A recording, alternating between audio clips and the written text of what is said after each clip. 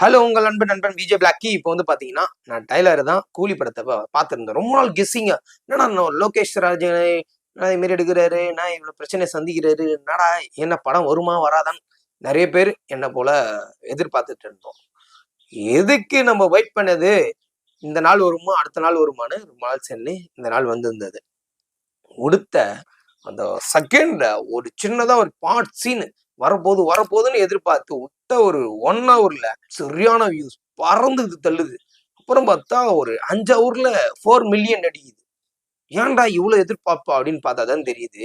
லோகேஷ் கனகராஜ் ரஜினியை கொஞ்சம் வித்தியாசமா காமிச்சிருக்காரு. பெரிய பெரிய அமீர் கான், நாகார்ஜுனா, சத்யராஜ் இவங்கெல்லாம் சேர்ந்து, ஸ்ருதிஹாசன் இவங்கெல்லாம் சேர்ந்து நடிச்சதுதான் கூலி. அந்த கூலியை வந்து எந்த ஆங்கிள் கொண்டு போயிருன்னு பாத்தீங்கன்னா செம்ம என்டர்டைமா கொண்டு போயிருக்காரு. கொஞ்சம் எதிர்பார்ப்பா கொண்டு போயிருக்காரு லோகேஷ் கனகராஜ். அவருடைய பிலிம்லயே இதுதான் ஹைலைட் பிலிம். கூலிய வந்து நிறைய பேர் கேட்டிருந்தீங்க, இந்த படம் வந்து பாத்தீங்கன்னா பிளாப்பே அப்படின்னு நிறைய பேர் சொல்லிட்டு இருக்கீங்க. ஆனா கிடையவே கிடையாது. அதெல்லாம் பீட் பண்ணி அடிக்கிறது தான் நம்ம கூலியோடைய லோகேஷ் கனகருடைய வேலையை. ஓகேங்களா? இதை ஃபர்ஸ்ட் பாசிட்டிவ் பார்த்துருவோம். நாகார்ஜுனா சத்யராஜா வந்து ஒரு பெரிய ஒரு இடத்துல வந்து ஒர்க் பண்றாங்க. சத்யராஜை வச்சு வேலை வாங்குறாங்க. ஓகேங்களா? இந்த ஒரு ஜேர்னில வந்து ஃபர்ஸ்ட் ஹாஃப்ல ஃபுல்லாவே சத்யராஜா வந்து கொண்டு போயிடுறாங்க. நாகார்ஜுனா, அமீர் கான் இவங்கெல்லாம் வந்து வில்லன் அந்த கேரக்டர்ல. நாகார்ஜுனா வந்து இவர் ரஜினி பெரிய ஒரு தப்பு பண்றாரு. அந்த தப்புல தான் சத்யராஜ் மாட்டிப்பாரு. இந்த மாற்ற செகண்ட்ல தான் ரஜினி போயிட்டு காப்பாத்துவாரு. ரஜினி நேரத்துல உள்ள வர்றாரு, காப்பாத்துறாரு சத்யராஜ. அவருக்கு என்ன சம்பந்தம் அப்படின்னு பார்த்தா, ரஜினியுடைய ஃப்ரெண்டு தான் சத்யராஜ். ஓகேங்களா? இந்த காப்பாத்துறோட சீன்ல தான் ஃபர்ஸ்ட் ஹாஃப்ல காப்பாத்திடுவாரு. செகண்ட் ஹாஃப்ல ஸ்ருதிஹாசனை தூக்கிடுவாங்க. ஸ்ருதிஹாசன் நேரத்துல உள்ள வந்தாங்க இந்த ஜேர்னில. யாரா ரஜினிக்கு பொண்ணா இல்ல சத்யராஜுக்கு பொண்ணான்னு பார்த்தா சத்யராஜா பொண்ணுதான் நம்ம ஸ்ருதிஹாசன். அவங்கதான் போயிட்டு ரஜினி கிட்ட கேட்பாங்க, அப்பா எப்படின்னா காப்பாத்துங்க, அப்பா உன்னை காணோம் அப்படின்னு சொல்லிட்டு. அந்த செகண்ட்ல தான் ரஜினி என்ன சொல்லுவாரு, உங்களுக்கு தான் ஃபர்ஸ்ட் அப்பா, எனக்கு உங்களுக்கு ஃப்ரெண்ட்லி, எனக்கு நண்பன், என் நண்பன் எனக்கு காப்பாற்ற தெரியும் அப்படின்னு சொல்லிட்டு உள்ள இறங்கி ரஜினி வந்து ஒரு கொலாப்ஸ் பண்ணி கொடுப்பாரு.